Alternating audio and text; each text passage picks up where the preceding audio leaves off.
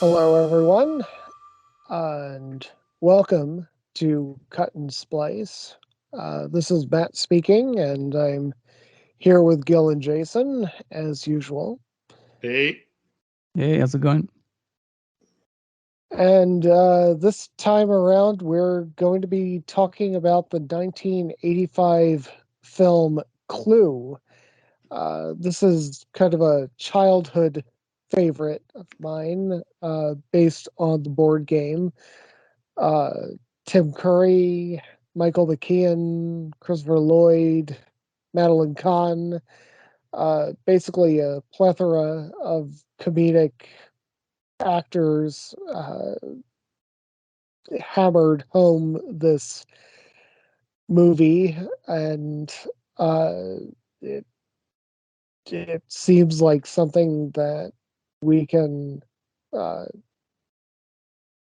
analyze and dissect, and maybe we all agree that it's hilarious, or maybe we don't agree that it's hilarious. I believe that it's hilarious. So I'll just leave it to you guys. Yeah. So do you feel like compared to like when we did you have different reactions to it when you were young versus now? Yeah. I did I didn't understand most of the jokes when I was younger. Mm. I mean, most of the broad humor Yeah, there's a lot hit. of sexual stuff too. Like, Yeah. Yeah. I mean, like I'm shouting, I'm shouting, I'm shouting, and getting hit by the candlestick on the head. That hit me when I was younger, but yeah, more of the innuendo and like the jokes about communism and everything like that. Like that flew way over my head when I was a kid. And watching it again as an adult, it's just way funnier. It's yeah, yeah, everything hit. Jason, have you seen this before today? yes and no. I had probably seen 85% of the movie, including all the endings. I think I saw this movie on television at one point because I know for sure I had never seen the first like 20 minutes or so. But it had, I think the only time I'd seen it was uh, probably 20 years ago or so, quite a while ago. And so I just remembered the actors and what characters they played and how frantic everything gets towards the end. And I remember thinking it was pretty funny um, at the time, and also just kind of it being a memorable Tim Curry performance. But I was coming into it very fresh for this one because, like I said, at least I think 20 years is a good guess. Is about how long it had been since I'd seen any of it, and certainly in all in one sitting from beginning to end.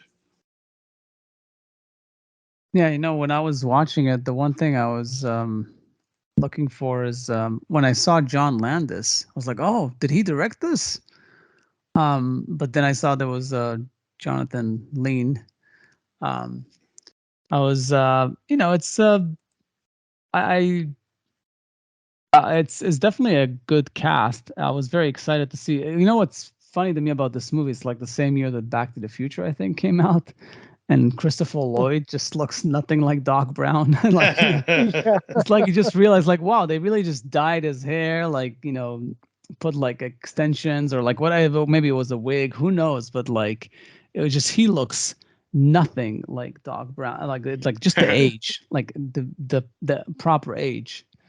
It's kind of crazy, Yeah, but yeah, no, I was happy to see Madeline Kahn made me like kind of made give it like a Mel Brooks feel to it yeah. in some sense with her.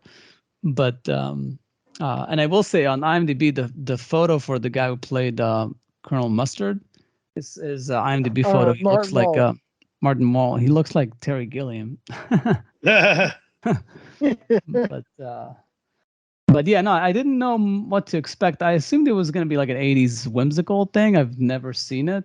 I Important also, question, Gil. Important question. yeah. Did you play the board game? Yeah, that was going to be my next thing to you, is like, because Clue wasn't a big thing, I think, in Israel. It might have existed there, like a translated version, but it wasn't really a very common thing. So I didn't play it. I'm assuming you two played it, maybe. Oh yeah, for sure. Yeah. Yeah. So I mean, so it had that whole ethos to it, I guess. But like, but I knew that it was gonna be a whodunit, but I didn't know how it was gonna be. Like, I didn't know the whole thing about like the setup, that like their what their secret is and why they're all gathering together and stuff. Like, it's and how they're connected. Like, that part was like different. That was the one question I was going to ask, is like how, especially for Matt, because I know you watch a lot of these, and maybe Jason too, but like how do you feel like this compares to like some of the more modern, whodunit ones by like Brana and like Ryan Johnson stuff? It's pretty good. I mean, if you're comparing it to like Death on the Nile, I think it's far better. Uh, oh, you mean that the woman who brandished the gun in front of the greatest detective in the world turned out to be the murderer? Oh, what? Fuck me! I never saw that coming. Right? Just bad, bad, bad. Uh, I love Kenneth Branagh, but apparently Agatha Christie was not a very good author. So took that kind of format and decided to have fun with it. And yeah, I mean, it's kind of like South Park making fun of Kenny dying or something. It's just, yeah, a bunch of innocent people died, and it's all funny because they're treating it like a comedy. It's broad comedy. They knew exactly what they were trying to do when they went in, and they accomplished that. So yeah, I think that it was just an accomplishment. Yeah, no, I think I agree tone wise that it's definitely the way to go, to if you're gonna do something this Hey, yeah, ridiculous. But, yeah. yeah, I am your singing telegram. Bang, dead. um, yeah. it's That has made me laugh for like 30 years. Wow, that's high praise. yeah. Yeah. Um, it's a board game that my family played often. I was pretty excited when I found out there was a movie of it when I was quite a bit younger. Then I didn't see it for many years after that. But yeah, it's pretty good as far as like a whodunit thing goes. It's just I mean, I think they obviously thought about it as like, we're not going to do this movie if we're not going to also be a decent whodunit in and of ourselves. And then they had to come up with a reason why all these characters are in a house together and so on and so forth, and why they would all have motive and things like that, because the board game is just like a bunch of little characters with the same names, and they're just happened to be in the house when somebody died, kind of thing. So motive is not really a part of the board game. Oh, I But see. That's what I was curious about, like how close it is structure wise to I the mean, game. as close as you could expect a movie to be to a board game, yeah, it's pretty Yeah. close. I mean, the board game is very simple. It's just a board with a floor plan of a house, basically. And and each, and there's like, I don't know, 12 rooms or something like that in it. And the right in the middle of the board, you put, you randomly take cards from a deck, and you put, there's one card for each character, one card for each weapon, and one card for each room. And you place one of each randomly inside of a little envelope that nobody can see, and deal out the rest of the cards. So everybody's got a little bit of information about who didn't do it, and nobody has any information about who did. And then you just randomly, you just take turns rolling the dice. You have to be inside of a room physically to accuse somebody, and you just start randomly accusing people, and you have to come up with a person, a weapon, and the room that you're in. And one at a time, people just give you evidence based from their hand to prove you wrong, and then you just kind of jot down notes until you figure out through process of elimination who's in the envelope. That's pretty much all it is. It's pretty simple. In fact, once you understand the game, despite the fact that I always loved this game as a kid, I have to admit it does get a little tedious having to like roll the dice and get to a room just to make an accusation, when about halfway through, I think everybody kind of usually figures out what room it is. But anyway. Yeah.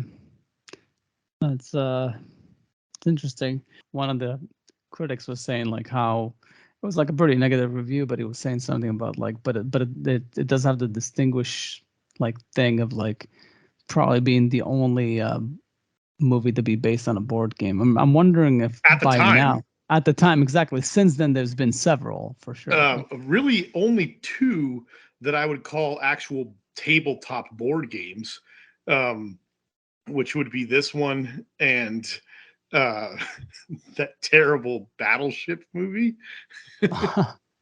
Yeah. Which, I mean, that movie was pretty much unwatchable for me, at least. It's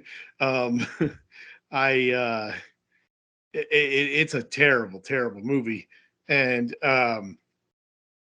that's about the only other one I'd say that's actually based on a board game. I did, before we got on here, I just did a quick Google search to see if there's any I'd forgotten, and all the other ones that came up are like movies that are about board games but not based on. Like, for instance, Jumanji was something that they created a board game for the movie. Same thing with Zathura. There is a board game of Zathura, but it was created after the movie. The movie Game Night with Jason Bateman and all those other excellent people in it. That Rachel McAdams and several others. That's a really funny movie about people who play board games all the time, but it's not about a board game. Yeah. Same thing with most of the other ones you could come up with. Like, there's been Dungeons and Dragons that have had several movies now and stuff like that. But I mean, that's about RPG games, which I personally would put into a separate category. I wouldn't call it the same thing. It's true, because it's mostly the dice and not as much a board. There's usually no board. Usually it's all being played out. I mean, sometimes you have visual representations, I guess, and I've heard of people using boards, but I mean, most traditional games like that are dice and stat sheets and stuff like that, and imagination. Yeah, I mean, my favorite board game growing up, which I brought with me, it's funny because I bought it in Vegas when I was 14 on my trip on the US, and then I brought it to Israel, and then I brought it from Israel to LA because I wanted to play with my kids when they were born. And now I get to play it. I play it with Elon all the time. It's called Hero Quest, and it's basically you might know it, but I've heard of it. I've never played it. It's essentially Dungeons and Dragons with representation, like with a board representation. You have like orcs, goblins, like that the heroes fight, and you have 4 heroes. One of them is a magician, one of them is an elf, one is a dwarf, and one's a barbarian, which is essentially like the human, So it's very like Dungeons and Dragons / Lord of the Rings type of vibe, but it's like a board game, and it's just very fun, like monsters, skeletons, and like. So I've been playing it with Elon in the last like year or two, on and off. He gets different as he grows older. He gets different type of experience. Eventually, once he's much older, we can play it for real, like competitively. But for now, we just kind of going through the motions and learning how the game works.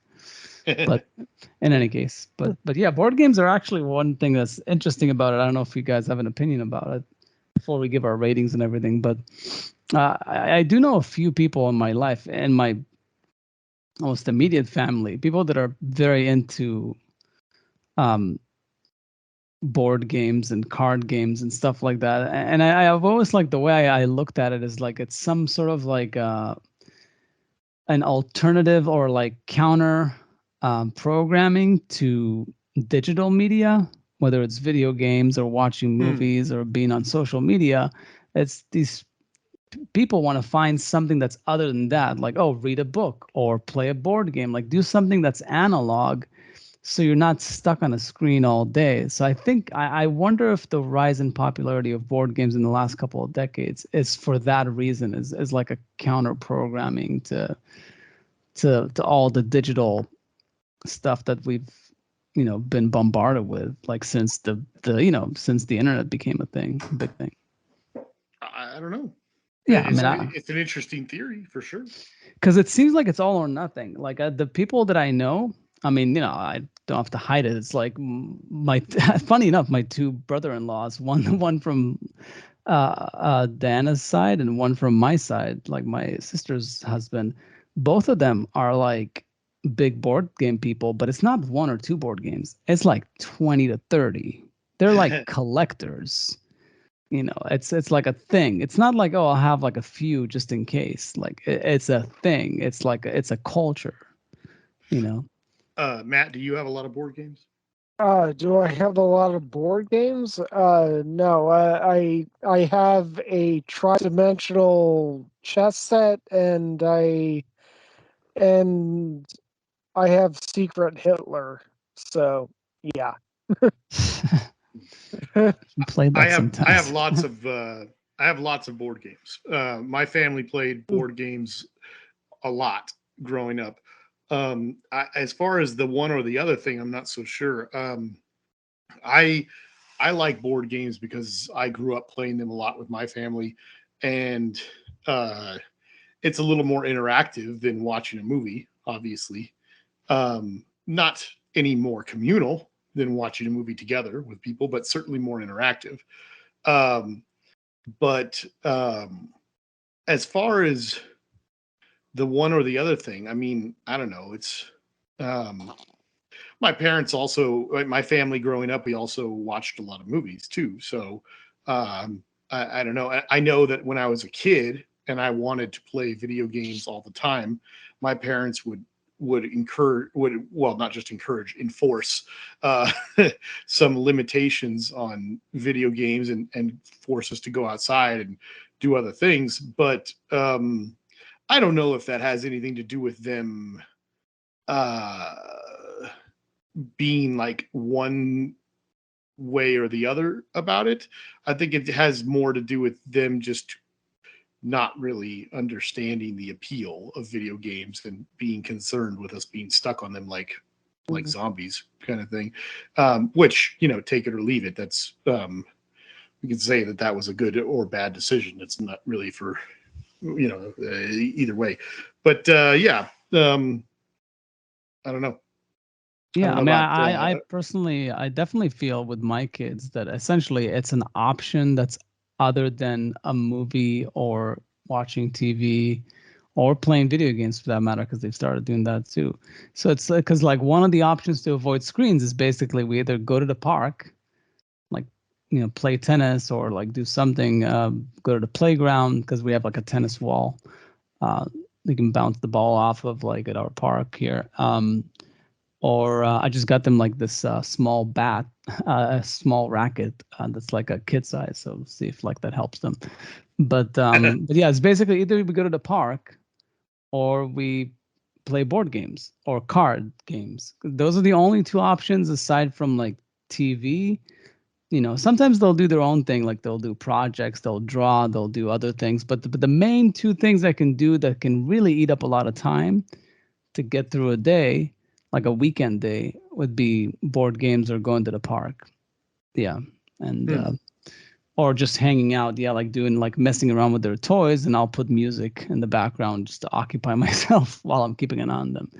But yeah, to So me, aside from Clue, since you say you haven't played Clue with them, and you already mentioned that other hero game, what board games are you playing with them?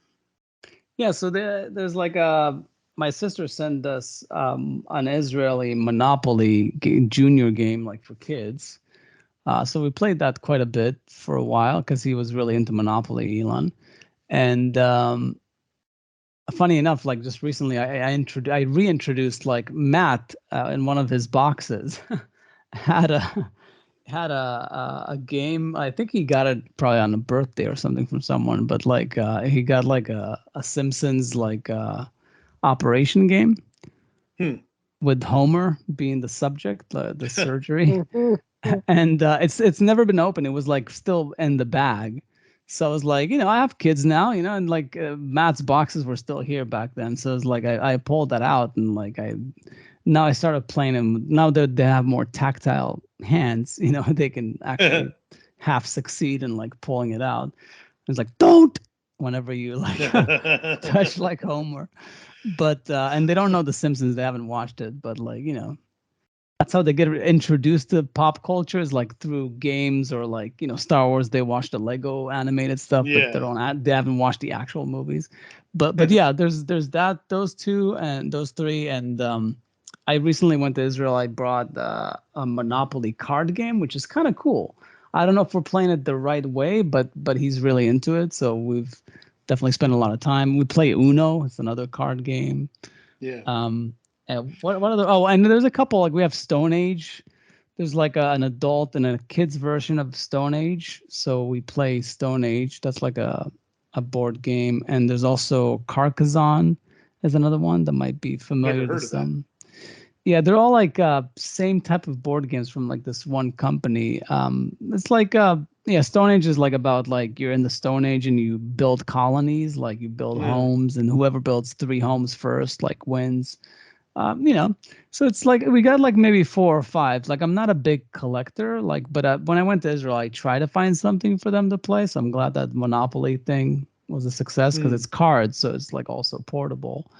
But yeah, I definitely need to expand on it. Like my sister is actually gonna send me another package for Elon's birthday. She's gonna send us a couple more board games because obviously they get bored with them, and then you know then you have to find other solutions to not watch TV again. But obviously we watch movies too. I mean, I just watched The Never Ending Story with them, and they really loved it.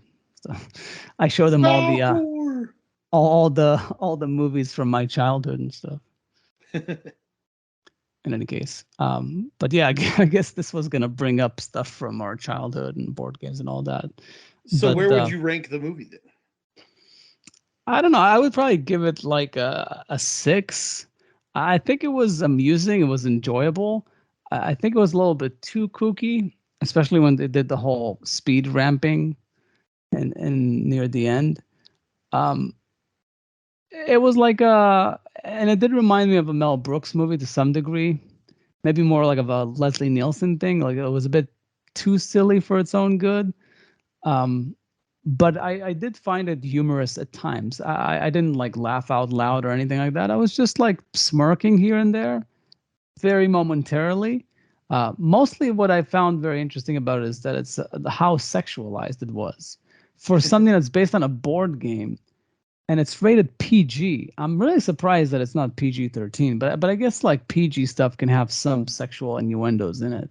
They didn't have PG-13 in 1985. Yeah, that's probably what it is. It Yeah. would have been. This would have been a solid PG-13. Yeah, exactly. I mean, just from the get-go. But that's my take on it, and we can get into the details after. But what about you two? I would put it at about a 7. All right. I like this movie a lot, but I was just trying to decide how I would rank this guy's movies, and I have to figure that while I really do enjoy this movie as the silly kind of comedy, refreshing comedy that it is, um, I think it would be tough for me to give it an 8. So I'd say a 7. I would just bump it up a little bit and say 7.5. But yeah, it's I I I do have those laugh out loud moments. I mean, I it's laughed. just uh, I mean, just Madeline Kahn with her whole like, yes, I hated her. It was in my head, and it like fla- flaming, flaming.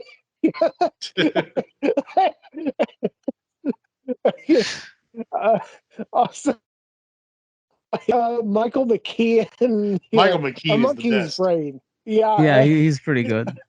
He's yeah. my Yeah, favorite part of the movie.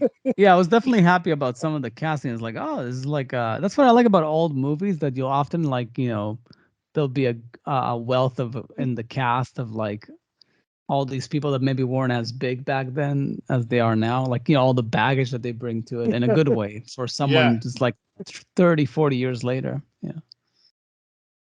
I love Michael McKean, and I went through his filmography because when I see him, like the number one thing that my brain goes to right away is Short Circuit 2, because he has such a big part in it.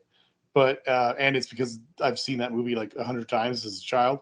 Um, but um, but it's so odd because he's so memorable in his roles, and I was surprised when I went back and looked at them that I really haven't seen too many movies with him. Certainly not many movies where he was a big character. Maybe only like 5 or something total, and that was weird to me because I really thought like I'd seen him in a whole bunch of things. But he really makes this movie. Did you guys see Jonathan Lynn's other films? I think the only one was Cousin Vinny that I've seen. I've And seen Clue, My Cousin Vinny, Sergeant Bilko, and The Whole Nine Yards. That's the only ones I've seen. I wonder if Uh, I've rated my Cousin Yeah, Vinny.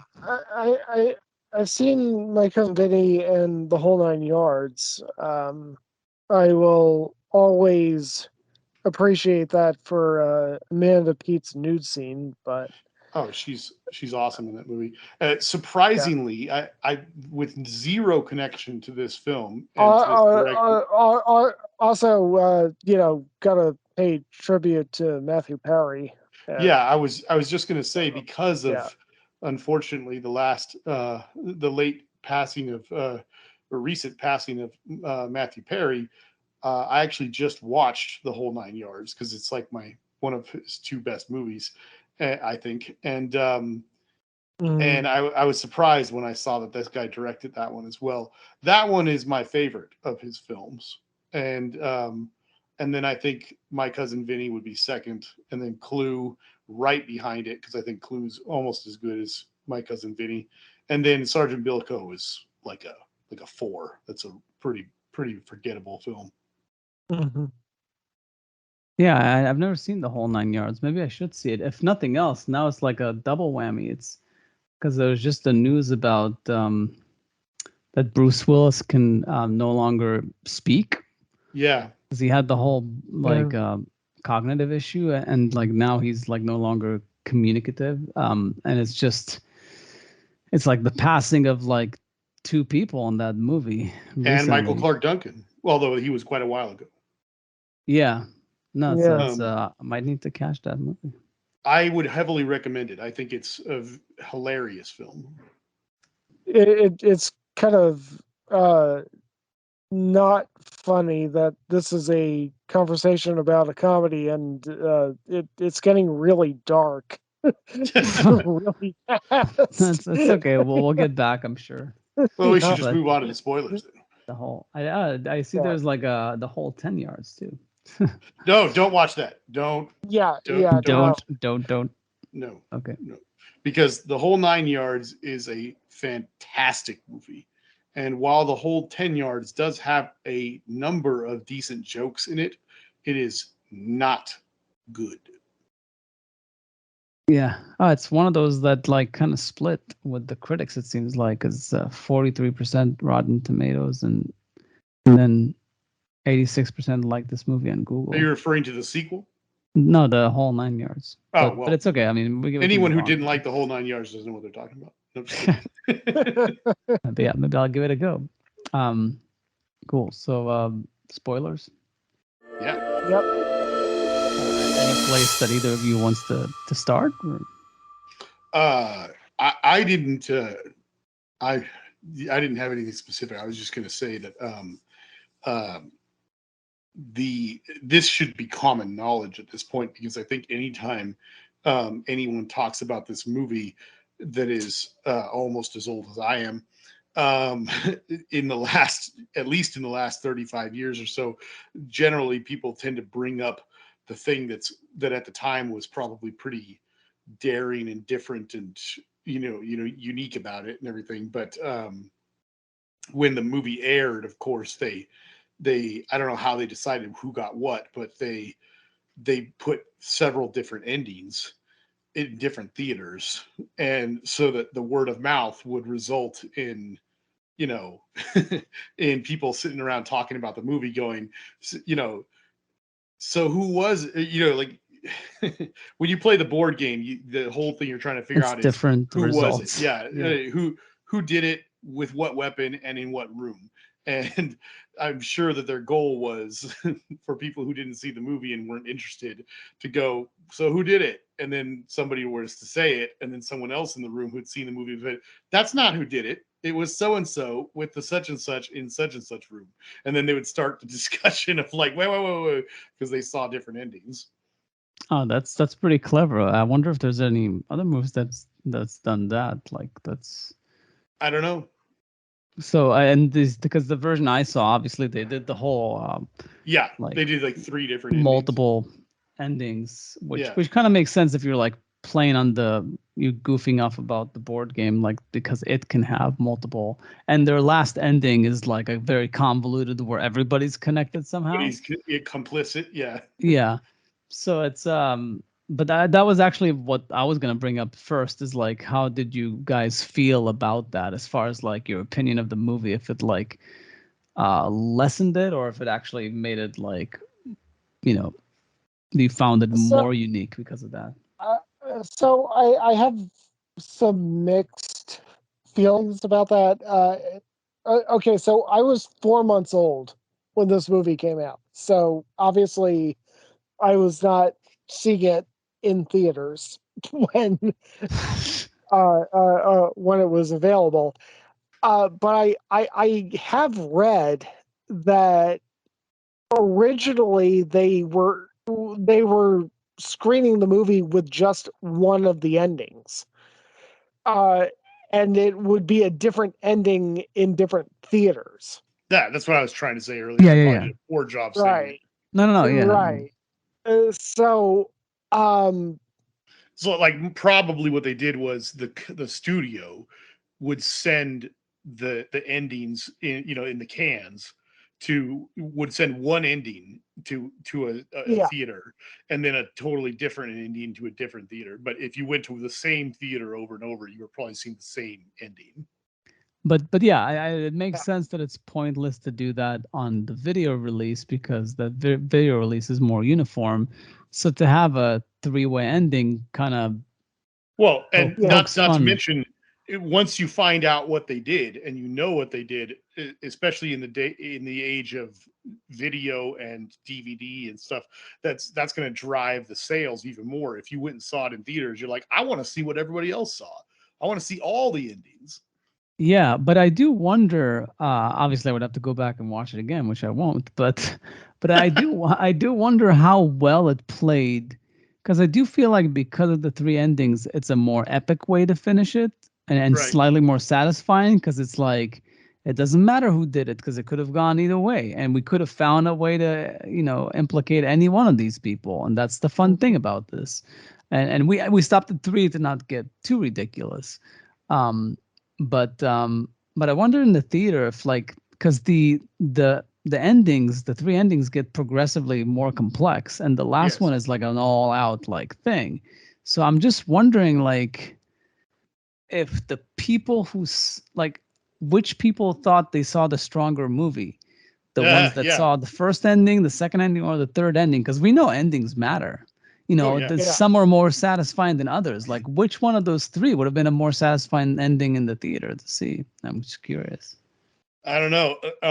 I think I can tell you that I didn't see this in theaters. Obviously, I was a infant or a toddler. I really don't know where those distinctions change. But I was 4 months old, so all I'm saying. My point is, I didn't see this in theaters, but I was 4 years old, but I didn't see it in theaters either. Yeah, I can tell you that I never had any sort of surprise about this, because part of what drew me to this movie was it was already an old film. It wasn't like I was upset that anybody told me, but like I remember as I was watching it for the first time on television, the conversation that came up with all the adults around me was, hey, this is Clue, this is how they did this, and by the way, at the end they have multiple endings because they showed different endings to different people in the theater. And I just instantly was like, oh, well, that's great, I want to see all of them, that's so clever and cool and blah blah blah. But so I mean, from the very first time I ever saw it, I just was watching each ending knowing that it was like multiple endings.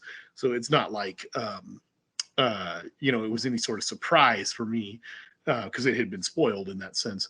But yeah, I mean, I totally agree with you. It's really clever the way they all work one after another, because they get progressively more complex. They're at least plausible. Because each ending is at least plausible, so they're not completely ridiculous. Yeah, but I think that's what the point that they were making is they could have done however many characters they had. They could have done 7 different endings and it would have worked. Yeah. Because all of them were like, like people from DC and something in politics. Like, everybody could have had some like an evil identity to them, or something they were doing that was like bad or illegal. But according to the IMDb trivia, if that is to be believed, there was a 4th ending that was scripted and shot. But I guess they left it out. It says blah blah blah. This happened. You guys can read it for yourselves about the details. But it says, apparently it was left out more than likely because it was a little more grim than the others. Oh, it wasn't as jokey. Yeah. Somebody got eaten by the dogs, I guess, or something like that. I don't know. Anyway, somebody tries to get out of the house and but it also says now it is kind of silly because I'm just reading stuff out here, but I think everyone might find this interesting. According to interviews with the director, they had planned to have Carrie Fisher play Miss Scarlet, who I think she would have been great for that. But she was in rehab at the time and couldn't do it. Oh, Miss Scarlet. Oh, that was the prostitute, or not the prostitute, the madame of the madame, the prostitute house. Although I don't know if I see that, like, because Carrie Fisher is a bit too sophisticated looking. I mean, if anything, she might have been able to pull off the Madeline Kahn thing. You think so? The whole gothic thing, like Dangerous Woman type of thing. I could see her doing the Miss Scarlet. I mean, she's just not as luscious as the actress that was playing Miss Scarlet, is what I would say. It's not her. I mean, obviously, It's all acting, so with the right wardrobe and stuff, like you can pull it off. But yeah, the funny thing is that Madeline Kahn is known to be the sex symbol, Yeah. in the Mel Brooks movies. So and then here she played more of the Black Widow. Yeah.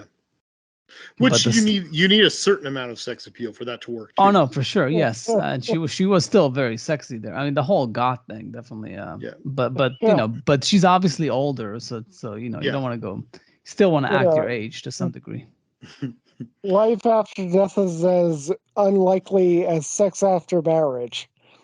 There's a lot of funny little bits that they threw in there like that. A lot of wordplay that was quite funny. I will say the one thing that I found fairly funny is that I think it was here when he says something like she had, I think it was like if somebody was a communist or like she had communist friends. Yeah. And I think Tim Curry says like nobody's perfect.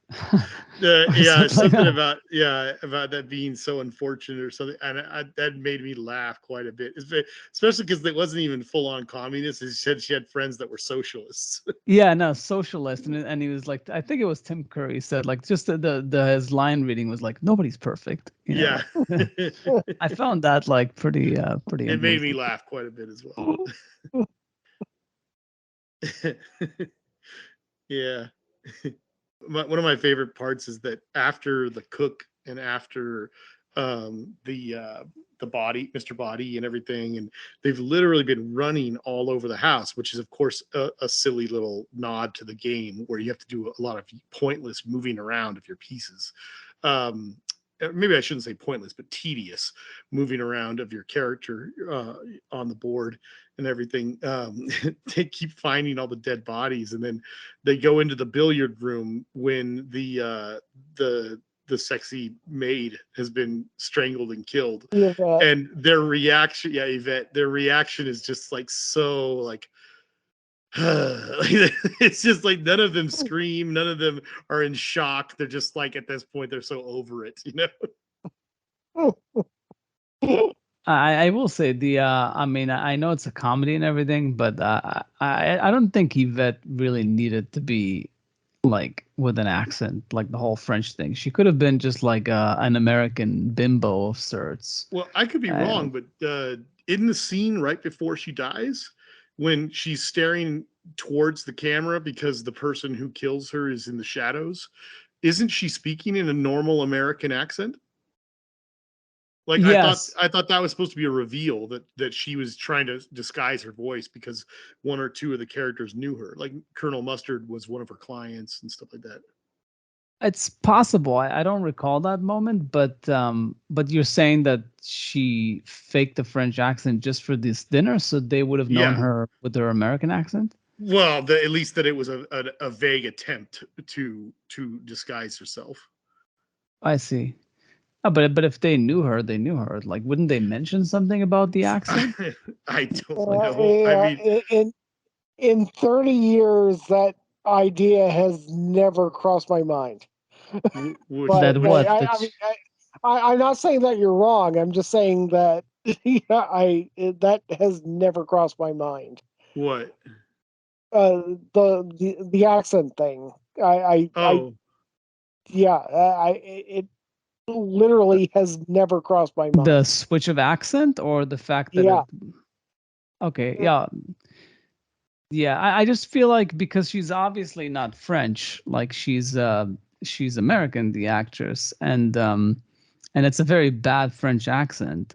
So what would be the reason? What does it add to the movie aside from like making it more international?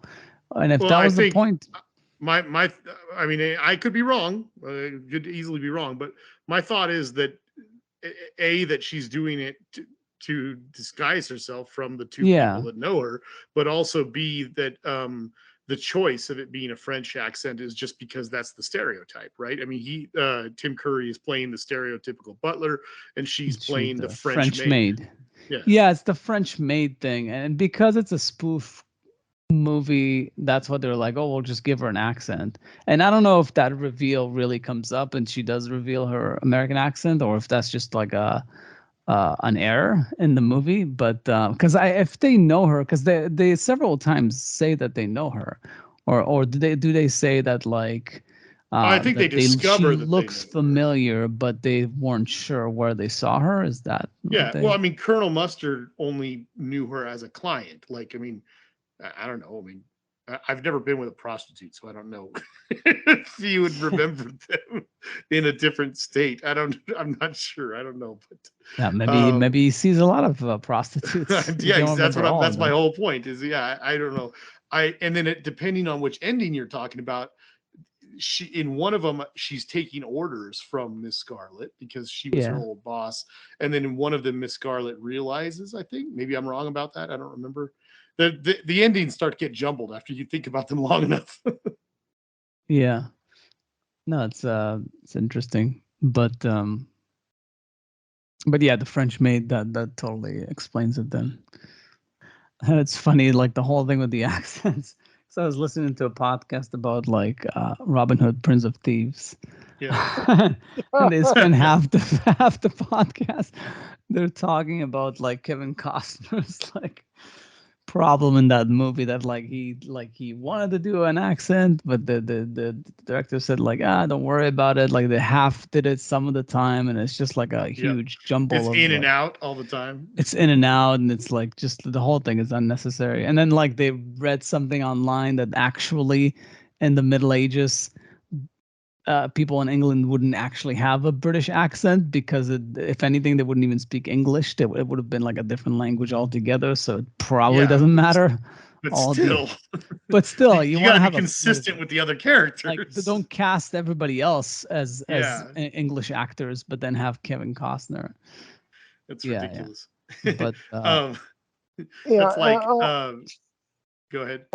So no, you I go. was just gonna say that's like, you just have to be consistent with your choices, as a filmmaker. Like, there was no problem casting Tom Cruise as a German officer in that Valkyrie. Valkyrie movie, as long as you just stuck to your guns and just made the decision, like, we're going to make this like so many other movies of the 80s and early 90s, where it's like, we just don't care, we're just using all American and different English speaking people to play these characters, and nobody's going to sound German at all, and that's fine, just do that. Yeah, But the whole instead consistency. they've got, like, I'm trying to remember their names, but they've got several really fantastic German actors in the movie playing other Germans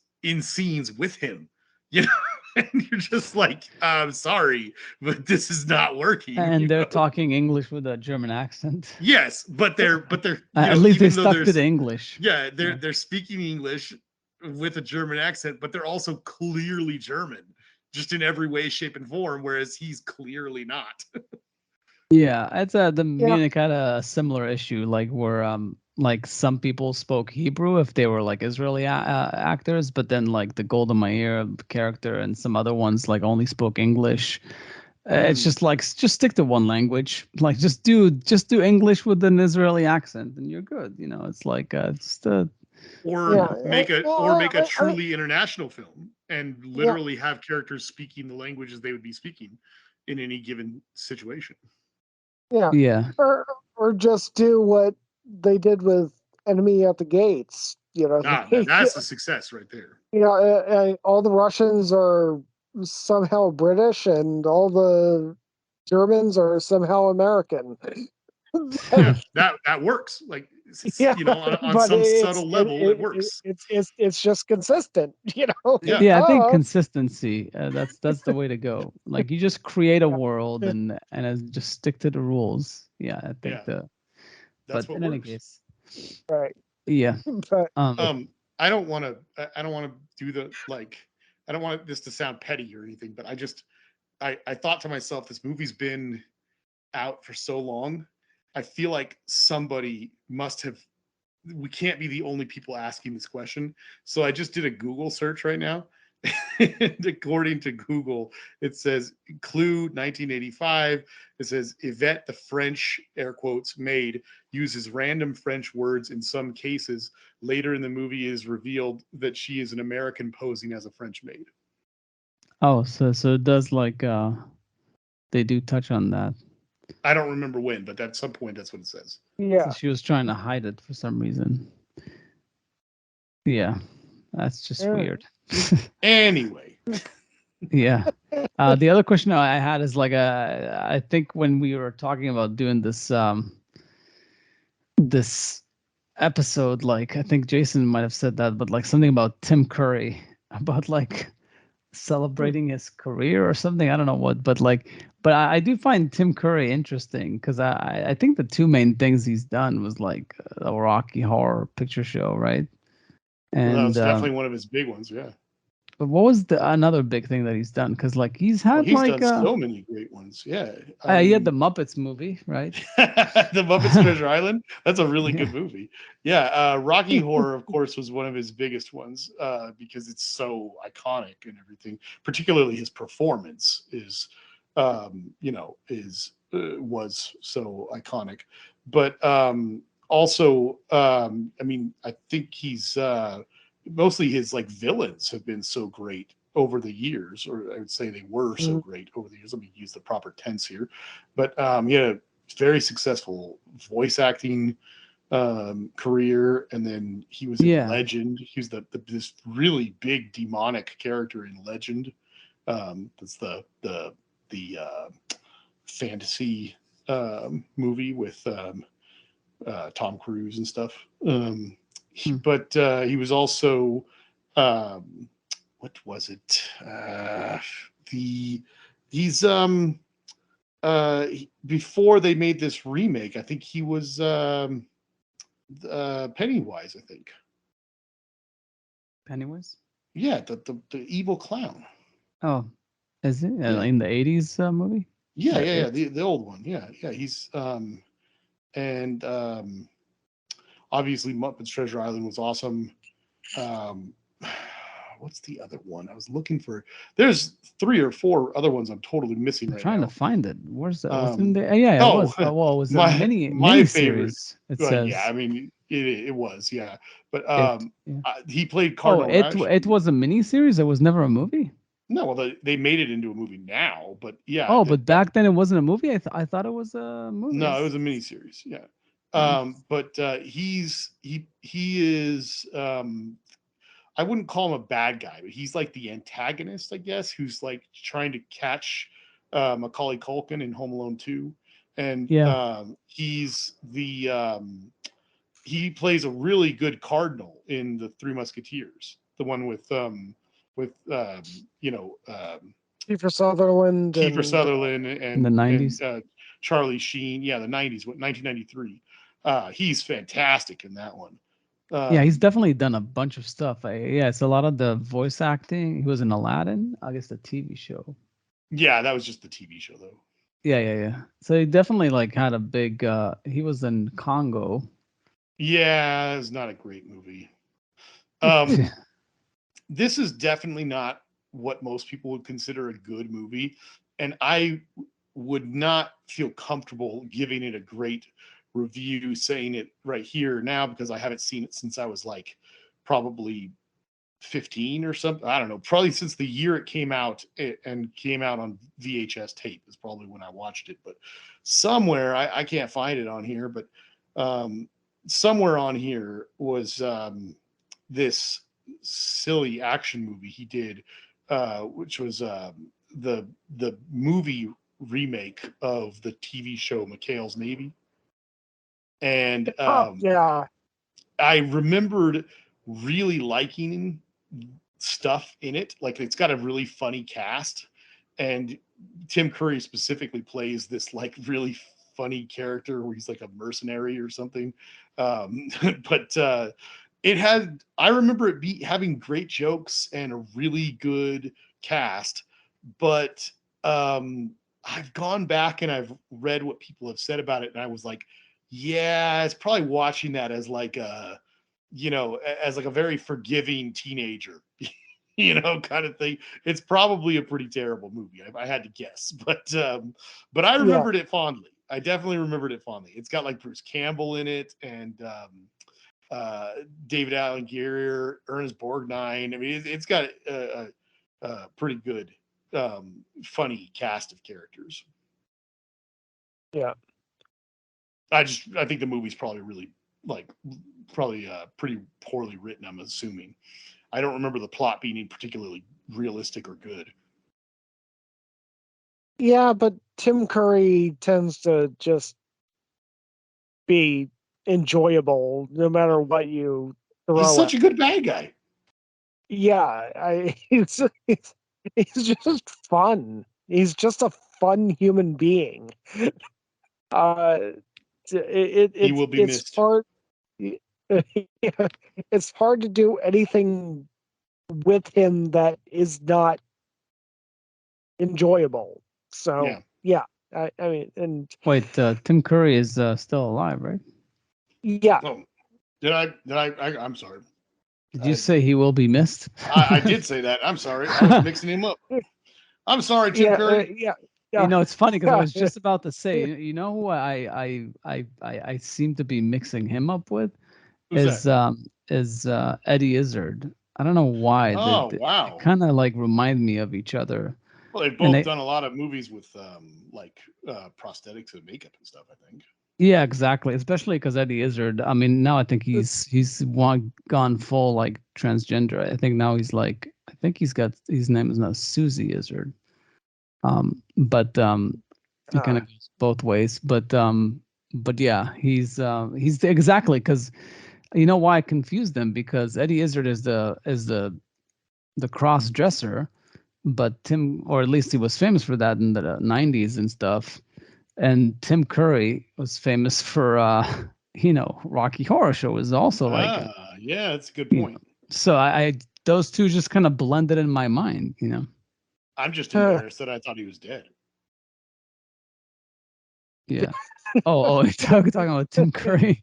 Yeah. Oh, they're both alive. Yeah. So it's, Eddie Izzard is like 61 and Tim Curry. Last I heard, I was hearing 77. Eddie, wow, he is older. Yeah. Yeah, I heard Eddie Izzard is planning to go into politics, I think. Oh, he is? That's what I heard. Jesus Christ. That's interesting. Maybe he'll be prime minister. Could be. He's very funny. Yeah. Okay.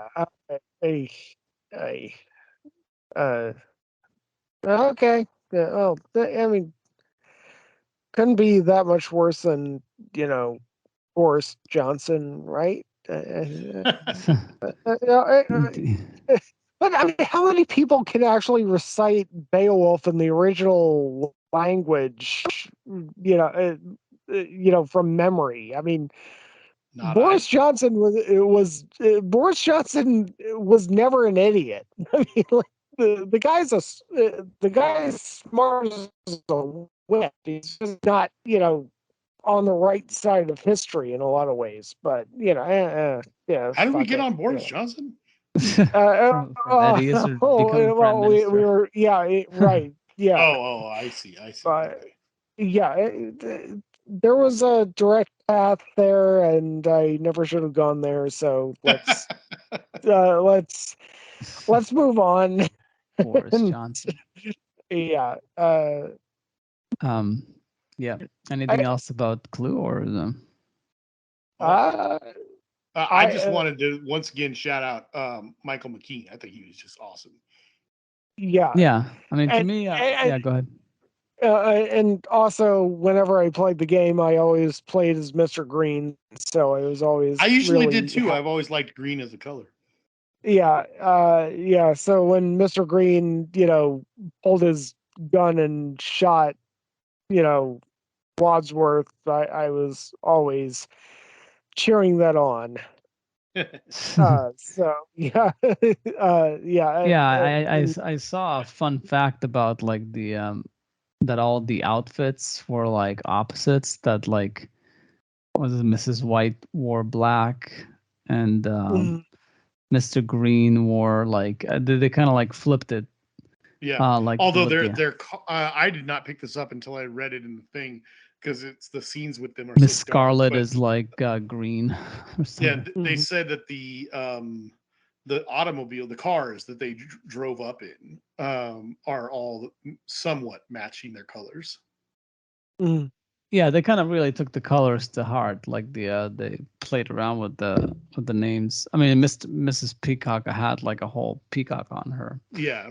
So it's like she looked like a Mr. Peacock, like the opposite of a Mrs. Peacock. Yeah, that's a good point. Yeah, but yeah, it was definitely like a well thought out like movie. It was just a bit goofy, too goofy at times. But I was gonna say about Michael McKean is definitely like Spinal Tap is a big one, and Yeah. he's popped up in a few of the Christopher Guest movies, I think, if I'm not mistaken. Yeah. I love Airheads.